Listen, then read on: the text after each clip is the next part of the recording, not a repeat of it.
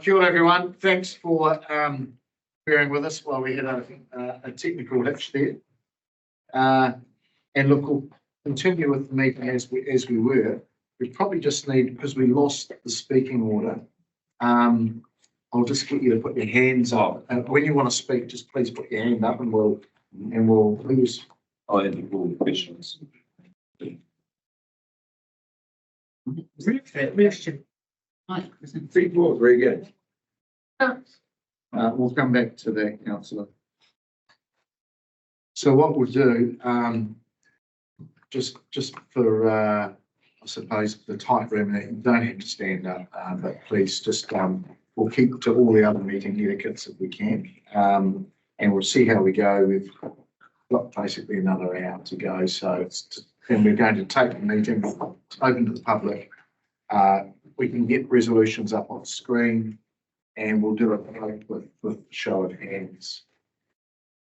All right, so we're back with the amendment, which is around amending the funding of nature calls in the LTP to 400 million, including inflation. So we still had questions from Councillor Henderson, the officers. So if you'd like to continue, Councillor. Thank you. So I had just asked the question around, I understood that the contingency was in the vicinity of on the current program of 647 of about 100 million as the figure that's been bounced around. And I just wanted to get an officer's comment on the validity or the accuracy of that sort of figure. Mike. Thank you, Councillor. Yeah, I was before the system blew up. It wasn't me, by the way. I was attempting to just explain the difference between a P50 and a P95 contingency in the table that was presented to Council. And the P50 just gives you some certainty that at 50% of the time you're likely to overspend that budget, and at P95 means only 5% of the time you're likely to overspend that budget. So that's kind of a bit more about risk base for contingencies. The figure of 100 million, I'd have to go back and look at to see how that's made up, Councillor. But the certain parts of the budget would carry more risk than others. So some kind of bread and butter thing like laying pipelines, which industry can do at a relatively low contingency level, would attract a lower contingency figure to so that building a complex multi-stage membrane plant as a wastewater plant. So I would have to come back to you with that figure, but it would be around about that 100 million mark for contingency. Okay. Can I also ask that when we did the multiple criteria analysis, which is referred to as the MCA, was the financial weighting in that criteria only 10%? Could you confirm if that was correct or not? I can't remember off the top of my head. Look, sound was yes, 10%. Okay. And then on the information that's on the report back that was dated June 2021, which had the figure of about the 480 figure back, that's been inflation adjusted in our current plan. When I'm referring to a 400 figure being plucked out of the air, I did note that option 3, which is one of the other ones that was shortlisted at the day, which interesting enough had 2 river discharges, was in the vicinity of what I could see as around 419 million at that day value, over what was around the 480 mark for the current one we've pursued. So would that be fair to say if we had a budget of 400,000 that would need to be brought in our consideration for the option 3 on that table of summary options of that 2001 report? Would that be what would have to be pursued if this resolution passed? Through you, Mr. Mayor. Sorry. Yeah, sure. So back in the 2021 report, and I've talked to Mr. Monaghan around this, around the option 3, which is the other one that we had a short listing, in that 2021 report, come in at about 419 million. And I was just asking the question, if this recommendation passed at 400 million, is that the type of option that we'd have to pivot and pursue? Yeah, through the Mayor, this is what you would go back and have a review and a conversation about, is whether or not one of the other options or any other new options that might be available that are not on this list are potentially up for consideration as well. Okay, happy with those responses, Mr. Member. Perhaps I'll speak just on this. So I think there's a real will in the room and a will in the city to try and get this 647 million figure down, and why the 480 might have some basis. I actually see that there are some options here that would actually justify a 400 figure actually, which would need what this CE has outlined, a review of all options. And it is true that the multi-criteria analysis only had 10% weighting on financial. And clearly that's become the forefront issue that we're trying to grapple with, is the financial viability. And so when we say that this amendment is ignoring the consultation and ignoring all the expertise and ignoring all this other stuff, I actually think it actually brings us front and centre that the multi-criteria analysis was fundamentally flawed, potentially, only having a 10% weighting at the very starting point. And so if that was weighted in like 40 or 50, which it should be on the light of the information we have today, that would have changed the analysis right from word go. So so that's the whole thing. I don't think we are ignoring the consultation, but I think we are responding to the submissions that have come back, feedback saying the cost of living impacts and all the other stuff, and this is just a little bit unrealistic for a city our size. So, and that includes government even questioning, well, how we can spend this sort of money, and why would they invest into something that doesn't have the integrity of the of the financials makeup of it. So I would say that the 400 is some rationale. I wouldn't say it's arbitrary. I say it is responding to community viewpoints, but I also was just acknowledging that multi-criteria analysis was flawed in the first place, in my view. Thank you, Mr. Mayor. All right, Councillor Naylor. Yeah, thanks. Similarly to Councillor Dennison, I also am in support of the amendment, acknowledging the huge feedback from the community that $1,000 a year for 30 years is simply outside of many people in our community's ability to pay. From my perspective, this is not just about value engineering the current BPO, it's about a complete reset. And if that means we need to resubmit a completely new consent, then so be it. At our recent risk and assurance meetings, we had a business assurance report around the BPO, and one of the risks that was outlined was governance not making decisions soon enough. And I think for us to acknowledge the community's feedback now and give it a reset is the appropriate thing to do now. I don't think there's any point waiting another 3 years and then going, oh, we can't, afford it or whatever.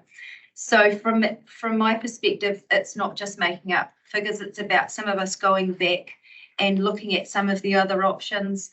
I agree with Councillor Dennison. The MCA process, I believe, was flawed. I remember trying to move an amendment to increase that financial aid to 10%, which failed at the time. But even the social impact weighting, I think, was given far too lower consideration in terms of the cost and the land acquisition. Those impacts on the social impact part of that MCA was really underdone, in my view. I'll leave it there. Thanks. Councillor Wood.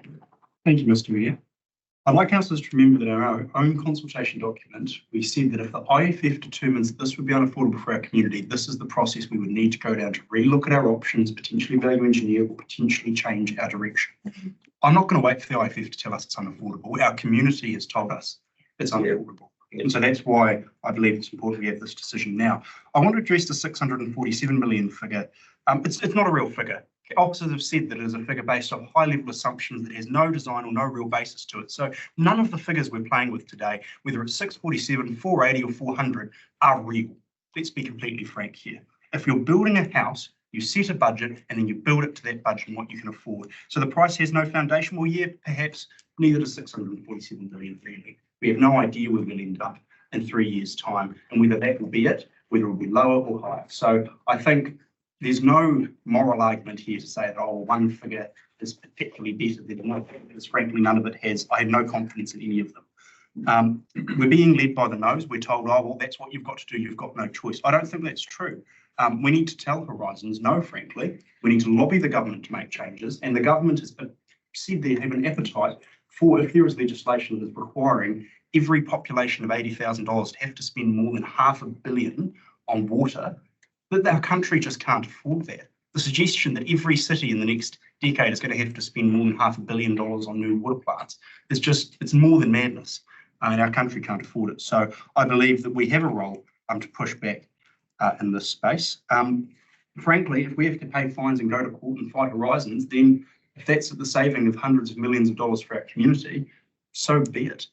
I realise that's a bit belligerent, but at the end of the day, in the situation we find ourselves in, we are in charge of the city. We get to set the budgets. And yes, if our officers come back and say, we've looked at our options and one of our BPOs says that it's going to have to be 425 or 450, well, then we can make the call to increase the budget by 50 million at that point. Or we can make the call that, no, we are going to stick to our guns and stick with what we've got. So I think it is important that we choose and set a figure, because at the end of the day, that is our job as governors of the city. This is our project, not Horizons, not the government's, not anybody else's. And so it's our responsibility to make a call on it. Now I appreciate, I would love to have more certainty. I'd love to have more information, but the situation we find ourselves in, we're going down a consenting process. If this requires us to end up with a new consent, that's perfectly fine. There's no point consenting something that we can't afford to build. There's no point in us saying, oh, well, we've got the Horizons consent now, but actually we still can't afford to do it. So there's no point getting another 2 years down that track before putting a reset in. This is the time that we need to reset. In terms of government buy-in, I've had the same conversations that the Mayor's had, where ministers have said, William, how on earth could it cost 650 million? And if the government doesn't have confidence in the project, they're not going to buy in any way, shape or form. So if we want to attract some external investment, and I don't make any commitment or promises, it's not my call to make, but I certainly know for a fact ministers don't have confidence in this project at the moment. So the only way that we can get that is if we reset this and look at another option. In terms of consultation done up until now, we're responding to the changing needs of our community and the changing fiscal environment we find ourselves in. And so I think it's perfectly appropriate that when we have hundreds of submissions talking about the unaffordability of our plan, and particularly the unaffordability of this wastewater treatment plant, that we take a reset. And I think 480, excluding inflation, which is in reality, I don't know, 520, 550, isn't enough of a call and isn't enough of a reset for us to seriously look at an alternative model of delivering this program. So I would love to have more confidence in the 400 million figure, and I appreciate council's uncomfortableness with it, but I think we have to make a call, and I would rather we did that than only sort of playing around the edges. So I've already spoken, so I won't speak again. But I just want to ask a question of legal, because I've been leading this process and people are making comments, and there's legal, we're in a quasi-legal environment. Can I get an understanding from legal, if this does get up, the consent is dead, isn't it? The process is dead and we start again. Am I right in saying that? I don't think so. Through the Mayor, no, I don't see it that way. I think that your second recommendation is effectively saying the first recommendation is putting a cap on the amount that you're effectively looking to spend on this project. The second part asks the officers to go away and bring back some options or potentially revisit the BPO. So it's not dead. Okay, all right, we'll continue. Katie. Thank you. I'm inclined to agree with a lot of what Councillor Wood said. I'm just not inclined to think that really either 400 or 480 might, in fact, be sufficient to produce a consentable plant in the current economic environment. But I think I take the point that we just don't know. We just don't know because we have no idea of price yet. So I think sort of 400 or 480 is sort of neither here nor there, because the second part of this recommendation is what's the most important.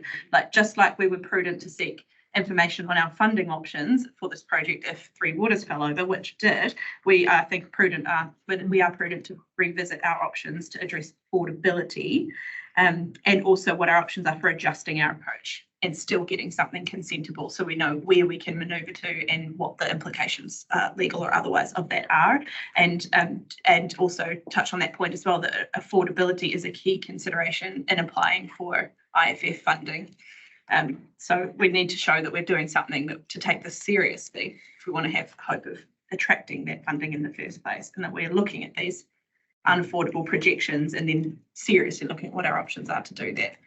So on balance, I think I'd support the substantive at 480 because it's probably more realistic, but I'd say that maybe neither are realistic, but we just can't know at this point.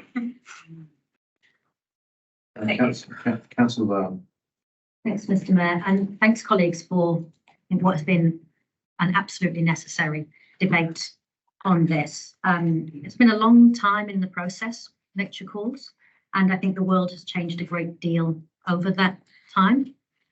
In the submissions, there are a few references to the frog in a pot of boiling water analogy, and I'd say for me that's what's triggered this conversation. The water has got too hot at this point, and that's triggered my interest in this conversation. There's probably two issues at play in the amendment, speaking only to that. One is the number, and there's no magic in that. I think Councillor Wood covered this well. There's no right number that we know of. There might be more likely than others, but my intention in going for what is clearly a low number is to trigger a reset. That's absolutely what I think we need in this situation. And I'll talk more about that. The second issue is about excluding or including inflation, because actually there's a bit of devil in that detail. When we say 400 including inflation, that's $400 million. When you say any number excluding inflation, that's whoever knows what number that is. So there's more certainty within the amendment and put up. The principles I'm working for affordability.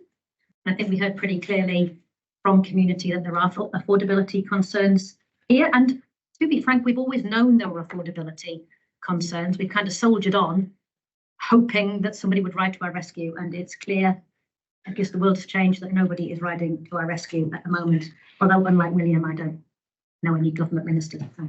I'd say this doesn't ignore the consultation. It responds to consultation, our most recent consultation with our community. And I absolutely feel the Mayor's pain about Shannon and Foxton, as he's fronted some difficult meetings and done so. council refers. Yeah, but this isn't the consenting process, which is where those concerns are taken up. This is Palmerston North's long-term plan, and we are all elected to represent Palmerston North and our community. And the problems that will come up from our surrounding communities is one for the consenting process. So I'm not one for kicking the can down the road, but I am one for putting responsibility where it falls. And the consenting process and Horizon's responsibility as our regional council is where that falls. Not here, not with us. Our responsibility is to our community to put something, to respond to that consultation and to put something up that feels affordable. And I can't quite believe that $400 million might feel affordable. It's not, it's a stupid amount of money. I think what we've all described is that these are all stupid amounts of money. And what we're trying to find is a way through that enables us to give effect to the aspirations of our community while holding in tension to what our community can afford. And that's what I'm trying to achieve here, and that's why I'm supporting the amendment. Okay, councillor Barrett. Thank you, Mr. Mayor. Thanks, colleagues. I do really appreciate the colleagues that have been really clear about the rationale, picking a number like 400 being about wanting to trigger a complete reset. Because what you're wanting to trigger is absolutely playing with fire. Why would we go there? This council's lost nerve before. Back when this was less than $100 million, job would have been done. What happened? Nerve was lost. Complete reset. Years and years lost, and now we're facing hundreds of millions. So if we go, sure, we can open the whole can of worms again. We can get right back to square one. But what we'll end up with is still being faced with the realities that we are being faced with. I'm loving this idea of, we control our own destiny. We are in charge. We rule the city. Let's get real. This is within a consenting and RMA process. This is within a wider societal context. This is not simply where we can march off blissfully into the sunset. Pick a Briscoe's number, a Kmart number, I don't care, pick whatever number you want. It's totally unrealistic to trigger a full reset at this stage. It's dangerous, it's delaying, it's damaging to relationships, it's damaging to the future of this city. And I would urge councillors to avoid the trap that's been laid out for you here and to take the wiser response, which is to deal with the substantive that the mayor's put in front of us that protects key aspects of progress, but still allows us to refresh where we're going. This is absolute red flags and danger all over it to go complete reset.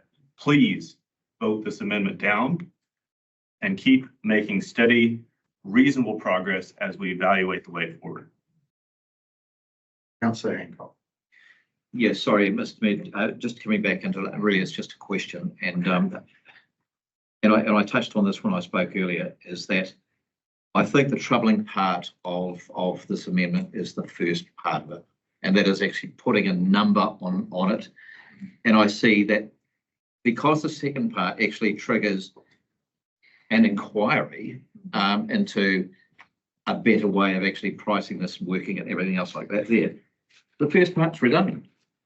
So my question is, why do we actually need a figure in there in the first place? Because it means nothing. Councillor Wood said it means nothing. So it's redundant.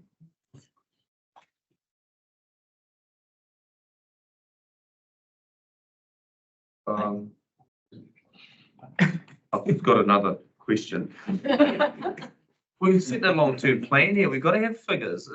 It's not like we can, this is one of the biggest rocks we've got to put in our plan. We've got to put a number to it. Everything else is based off it. Sorry, that was my question. Is somebody? Please.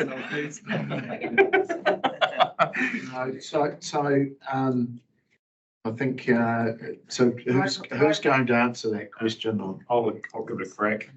The through the mayor, you already have a number in the budget, which is 647. So that's in there. So if you just chose to go ahead with option 2, which was to revisit it and left the number in the budget. That's my answer. okay.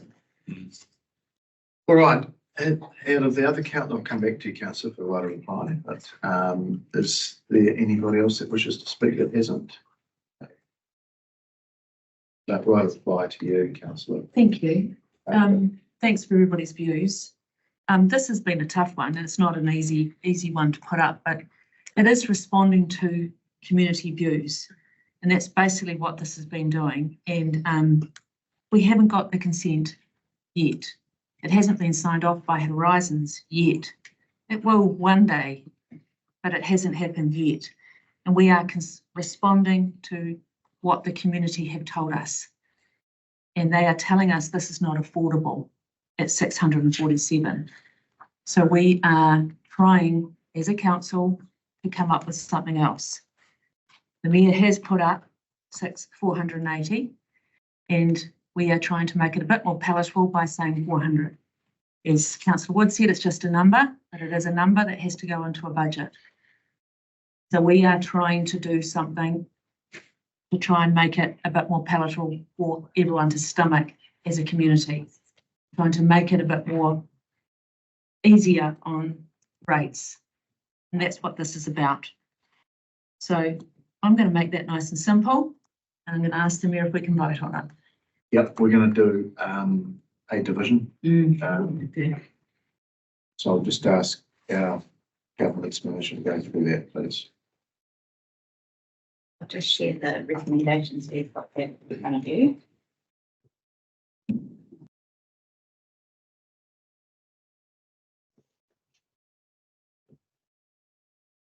Yeah, okay, so wonderful division on the amendment. So the amendment is to change the number that's there to 400 million, including inflation. So first person to vote, Councillor Bowen. For. Councillor Wood. For. Councillor McKellard. Against. Councillor Arnott. For. Councillor Zavella. Against. Councillor Dennison. For. Councillor Harpiter, For. the Deputy Mayor, Against. Councillor Meehan, For. the Mayor, Against. Councillor Finlay, For. Councillor Naylor, For. Councillor Barrett, Against. Councillor Fitzgerald, For. Councillor Johnson, Against. Councillor Hancock. Against. 1-7. I have 9 votes for Mr. Mayor and 7 against. It's passed. It has passed, and we now need to make it a substantive. So the substantive will be that the Nature Corps budget should be no more than 400 million, including inflation, across the 2024-34 long-term plan, and that council instruct the chief executive to revisit the best practical options, shortlisted options, and determine if any new industry developments, alternative options could be considered as the best practical option. Now, I'm not going to move that, sorry. So, moved by councillor Harpiter, seconded by councillor Naylor. And I'll ask for a division as well, please. I'll make it Rachel. Does anybody want us, well, first of Oh, all, Rachel. does anybody, councillor Harpiter, do you want to speak to this? Done all that. Done all that. All right, I'll just, if I'm going to speak to it. Good. Councillor Barrett couldn't have put it further. You've just opened up a Pandora's box. Seriously, I don't think you realise what you've just done. It's possibly one of the worst decisions this council's made. I understand that you want to get a group around a handle around the cost, but you've just plucked a figure out of the air. Mine had some science behind it. It could have still been worked out, but we have now just baby under the bus, and it's going to be extremely difficult to pull things back. So I'm sorry, but people really. Councillor Mayo. Yeah, just briefly, I do want to just say, I think what we've done today is listen to our community, and I think we should be able to be proud of that. And I don't think we've thrown out the baby out with the bathwater. I think those of us who have been through this process know that that the option on the table wasn't the only option, and it's not a practicable option if our community cannot afford it. Not practicable. Anyone else wish to speak? Oh, What's it, Dennis? thank you. When we're talking about $1,000 a year off the books levy on top of rates, I think this is a serious issue. The whole idea of having something funded off the books is like one issue in itself, which we haven't talked about. And then the other one is $1,000. So if we're saying this 400,000 is just over 60% of the current budget line that's in there, I'm guessing that's going to be about $600 off the books funding. And so that's not nothing still. There's still something, and that's still going to be stretching people.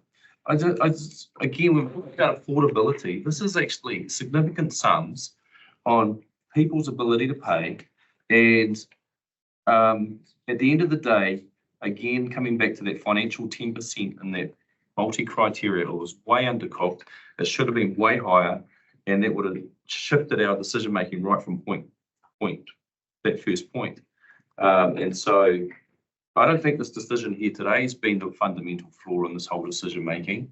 I actually think this is just addressing some of the stuff that I've probably has been under-recognised. I've been leading along with these professional advice, and I'd now question all that professional advice right through this whole process. It's been, I don't think it's been a great steering outcome at all. And to get to this point, I think it's better making these sort of decisions now than later, even though it seems like we're a fair way down the track. So no right way to do it. I'm just saying there's still going to be a massive impact on community.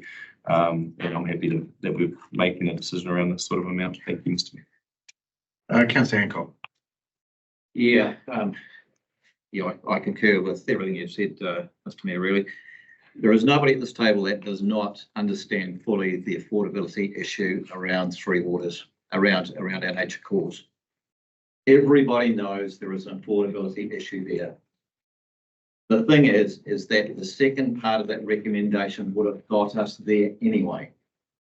What we've done is we've put an arbitrary figure on our budget, which actually puts us in a situation where we're going to actually be seen to be operating in bad faith with our stakeholders. And I just really think this is really, really poor decision making. That's all I've got to say, Mr. Mayor. Thank you. Councillor Barney. Thank you, Mr. Mayor. I think to echo others' comments, what this shows is that we're operating in good faith with our community. And that's, stakeholders are certainly part of that, but we're in a process. And I don't want to talk about the number. I think that's been done to death. I think the chief executive had it on the money when he said the second part is the main thing. I think with that number, that doesn't just trigger a once over likely the BPO option shortlisted. It actually means we have to go back and have a good look at that. And I remember raising this in the debate back in the conference centre way back in the day to say, you know, the world is changing, technology is changing all the time. The BPO was a point in time. I think there is an opportunity to look at what else might be achieved, what technology is out there. And maybe that's another example of magical thinking, perhaps. But this is the time to look at it. Because once we've got a consent, that is not the time to look at it. So we'll see how this one goes from here. But I feel like we've listened to our community, we've put a stake in the ground, and we'll move forward from here and make the best of it. Okay, anybody else wishing to speak? Councillor Hubbard, do you want to write a reply at all? No. I'll just request a division again.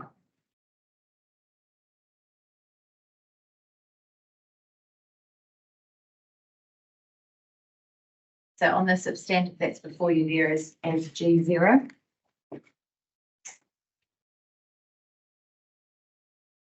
Councillor Johnson. Against. Councillor Hancock. Against. Councillor Barrett. Against. Councillor Finlay. For. Councillor Fitzgerald. For. Councillor McKellar. Yes. Councillor Dennison. For. Councillor Bowen. For. Councillor Naylor. For. Councillor Wood. For. The Mayor. Against. Deputy Mayor. Against. Councillor Arnott. For. Councillor Zabella. Against. Councillor Harpenter. For. Councillor Meehan. Or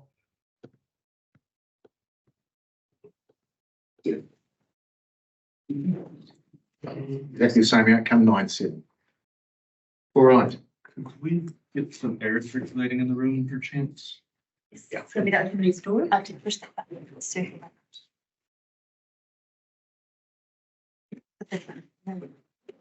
Yeah. we just crashed the second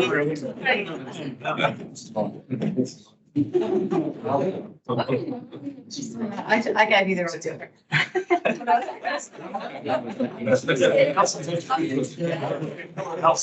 That's what happened. My attention.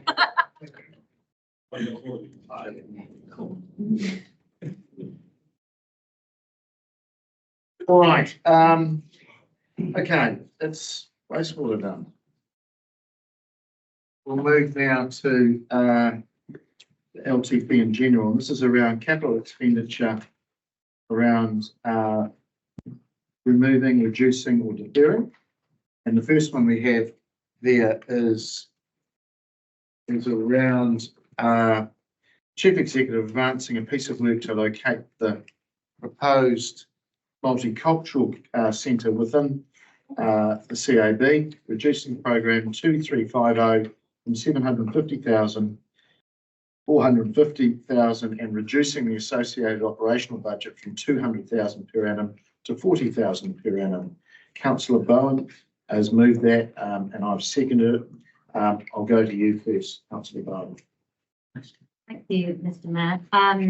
Thank you, colleagues, for this has been a very collaborative piece of work to bring this proposal to you. I'm absolutely in support of the Multicultural Centre and note that it got quite good support through the consultation process, 400 submissions in support, but recognising a similar number opposing, and that commentary comes through in the submission summary. But interestingly, the reason supporting about safety, inclusive facilities, meeting community needs, and I think we've, as this process has been developed and the proposals come through, we've accepted that those are the reasons for going ahead with this. The opposing submissions talked about the need to prioritise, a lack of understanding maybe of community needs, and a concern about costs. And it was in that concern about costs that I thought it was worth a look at the options in front of us. Advice from staff is that rather than the proposal, which of just going out into the community to find a building to lease, that there is potential within this building to find the space that the multicultural centre could live within. That would have flow-on effects for budgets. We need a smaller amount of money for the refit, and we need a smaller amount of money for the ongoing support for that lease. I want to be really clear that this does not meet all of the aspirations of our multicultural council. I'm absolutely aware of that. But I think it meets about 80% of their aspirations. And we won't know how close we get until we know what the space is in the CAB. But I can see that there'll be a gap there in the need for really large meeting spaces for large scale events, but noting that the CAB is well positioned to give access to the conference and function centre or externally the event space of the central city. And so locating the multicultural centre in the central city was one of their requests and requirements. It also plays into our wider strategic goals of activating our central city and increasing vibrancy by bringing people and events into the central city. So I feel like it lands a good compromise in getting most of the way there with a facility that we want to meet our community expectations with, while at the same time reducing operational expenses. And so I hope you could support it. Before it comes to you, Councillor, look, I'm supportive of this. I think it's reaching I suppose, I wouldn't call it a compromise, but it reaches a really good outcome. Could I just say, if there was meant to be more costs involved with this, I can recall speaking at many multicultural days around the opportunity with the Ministry for Ethnic Communities, lotteries, trusts, embassies being involved in a community fundraising, which could get the nice to haves for this. Having it on site here, I think is really quite good, because we're a key partner with the Multicultural Council. And as Councillor Barnes said, there will be times when they have big events, and we've got convention centre really close, but they will need a community and communal kitchen.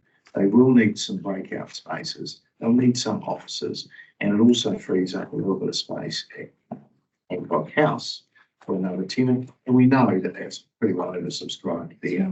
This is a good outcome, councillors, and I think being the landlord means that we can be a friendly landlord to a really well-meaning organisation. So, leave it there. Councillor Johnson. I've got a question, Mr. Mayor, before I speak. Compared to the facility that was proposed in the consultation document, what's the size difference between what was proposed and what will be available? I've got what's available here in the CAB is 530 metres squared. What was the size in the consultation document? We know. The tenancy we were proposing in this building was around about 520 square metres. Yeah. I can't recall, but maybe Amy, I see she's online, may have the amount we consulted on. I don't recall it being too dissimilar size-wise. Amy, if you're online, could you unmute yourself and answer that, if possible?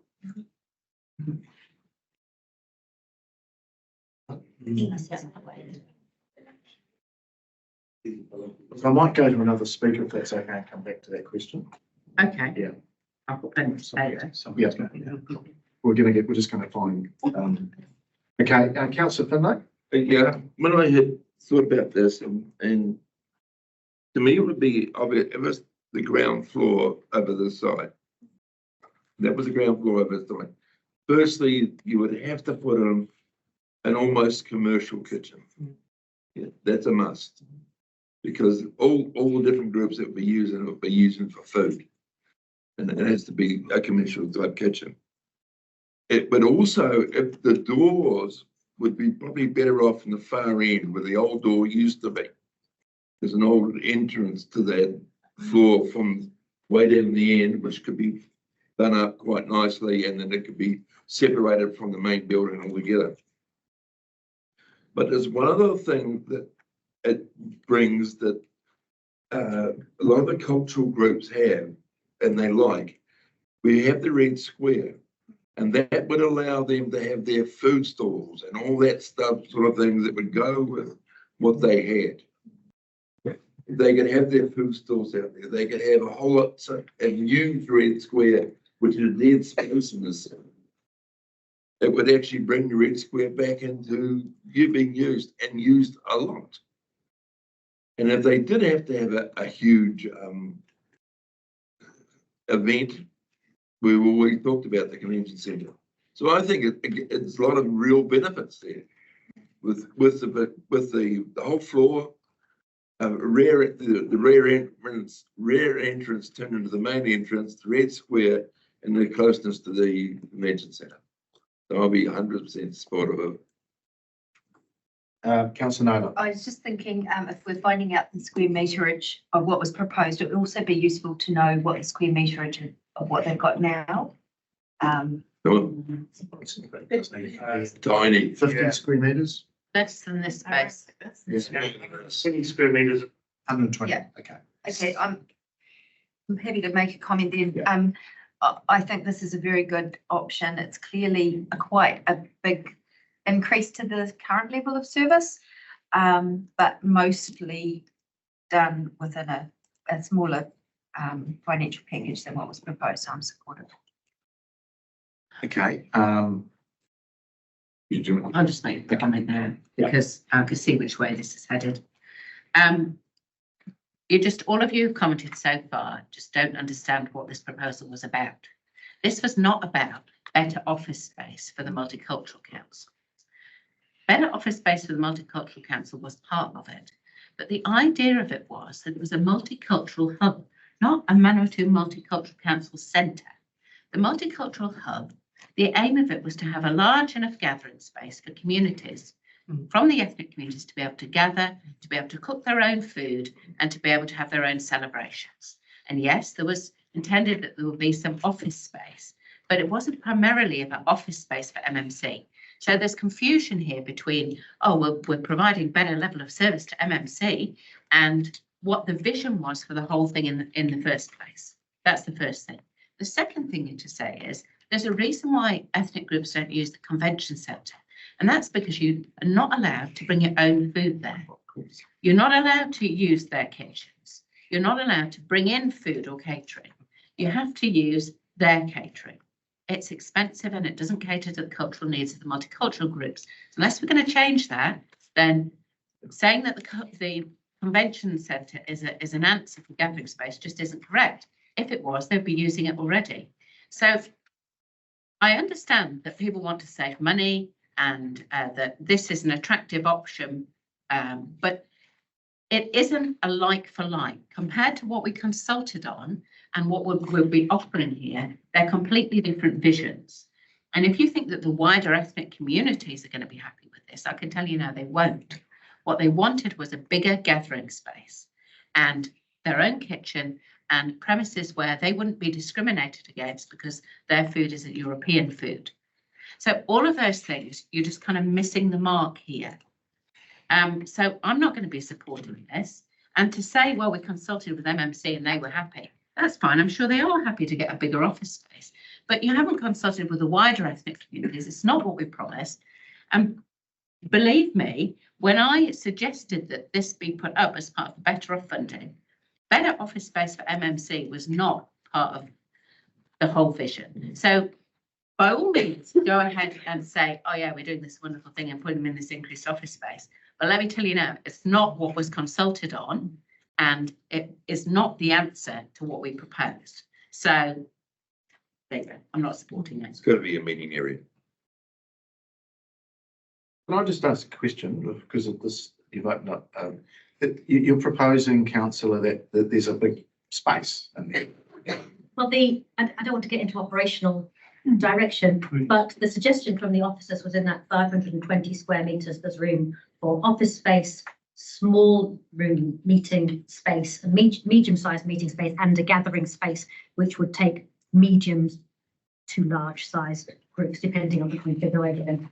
The 20% I don't think it meets, and Councillor Johnson is quite right, is the really large kind of events. And she's absolutely right about the convention centre. And that was, I shouldn't have brought that in. Currently they use Ferguson's Leisure Centre for those kind of things, and that could continue.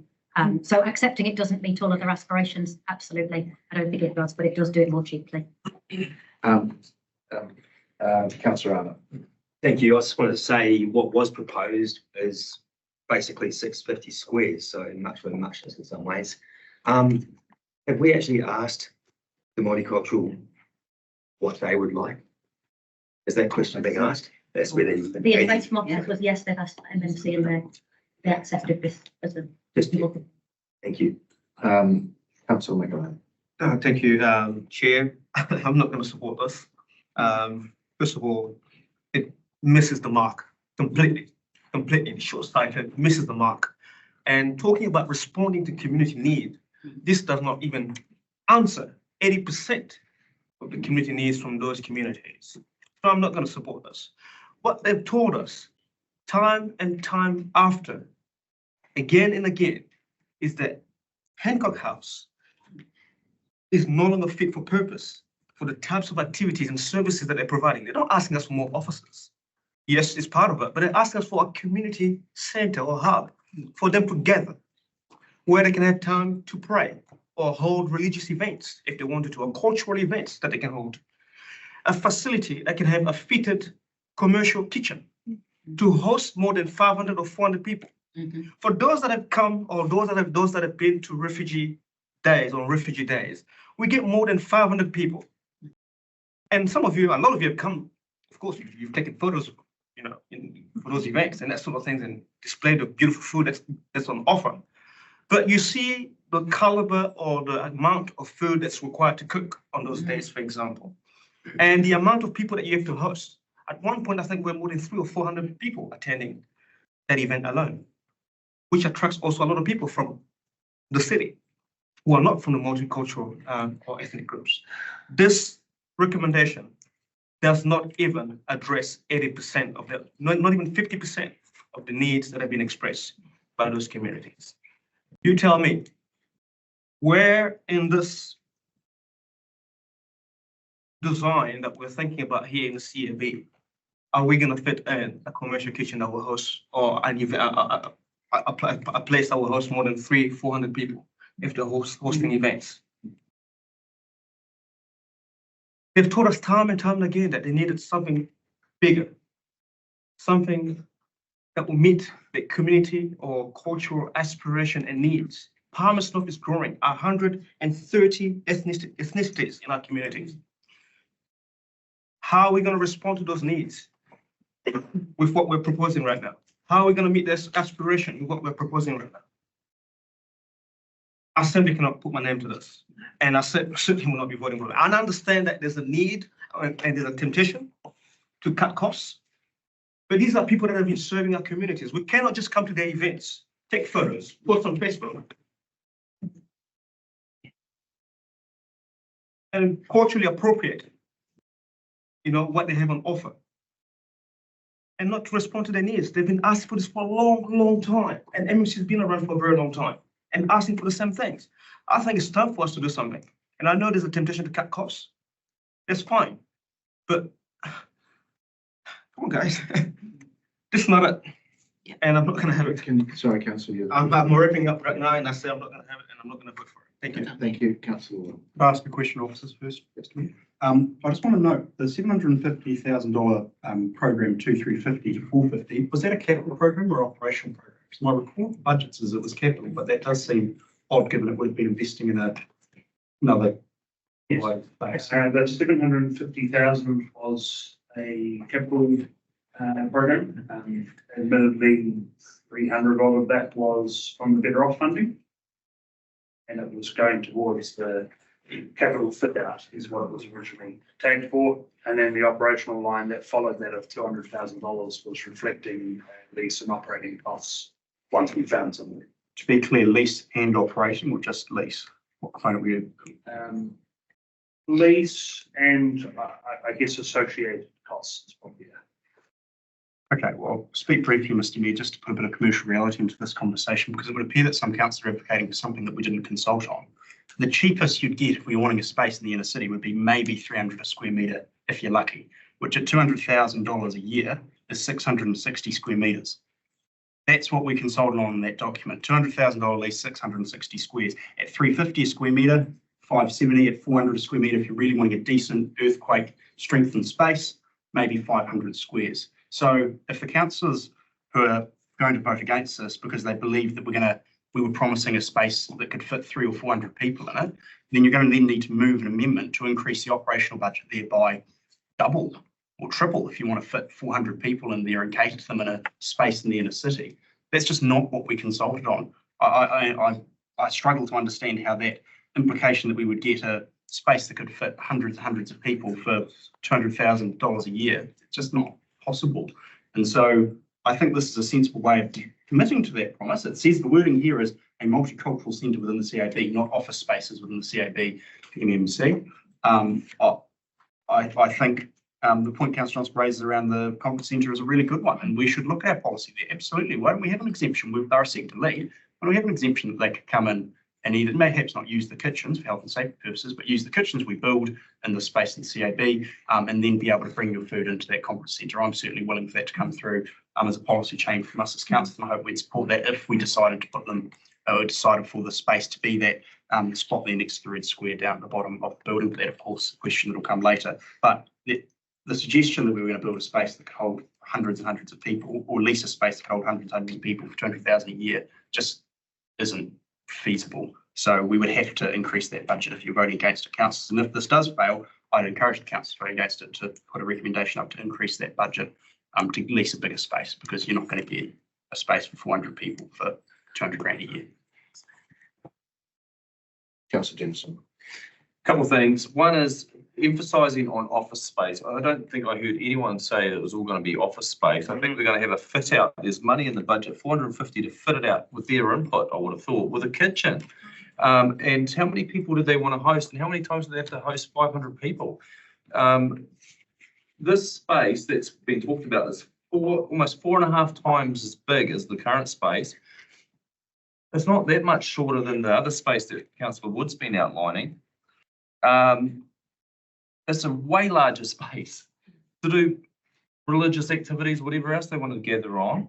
In most cases, I think it was outlined. I could see it be at least 80%, as Councillor Bowen outlined. And the other point I just want to extrapolate out. Okay, so these figures here from the current budget of 200,000 a year versus 40.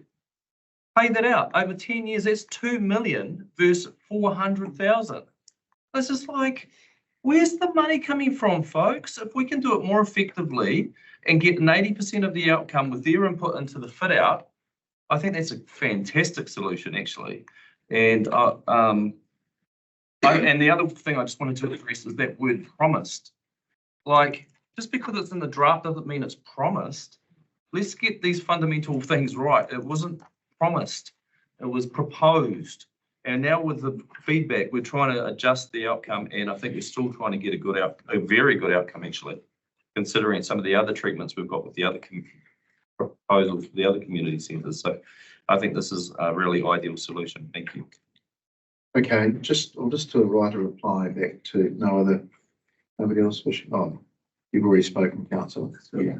So back to you, Councillor Bowen, if you need to write a reply. I think this is a pragmatic solution. I'm not suggesting it's perfect, but it it goes a lot of the way to doing something that we all have huge aspirations for. We all hugely value the 130 different ethnicity of this city. And I want to see that celebrated, and I can think of no better way of doing that than having that right in the heart of our city. And this proposal brings us there. It might not be the end of the story, it might not be the long-term solution, but it certainly activates a space in our building and in the central city and enables us to meet those aspirations in the short term at least. No, if you're not really no vote.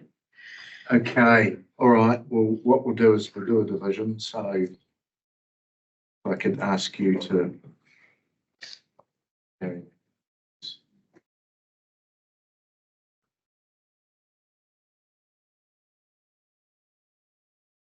Call a division on G2, which is before you. Moved by councillor Bowen, seconded by the mayor.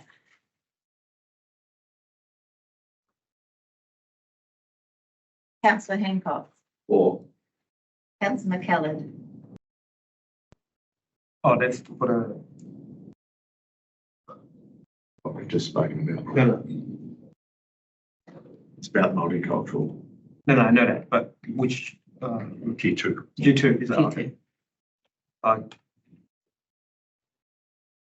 Sorry, Hannah, could you just blow that up Yeah. for us, thanks? Not literally. Yeah. Just done that. Yes.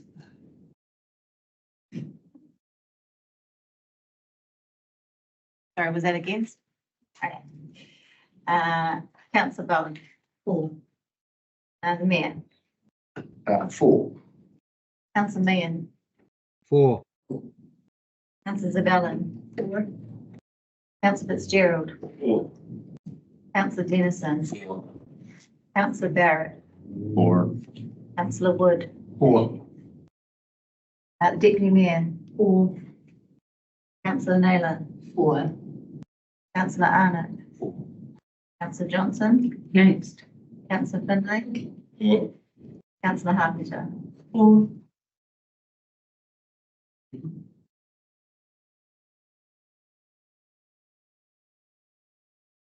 But it's passed 14 votes for and 2 against. All right, councillors, I think we might just call it a day. It's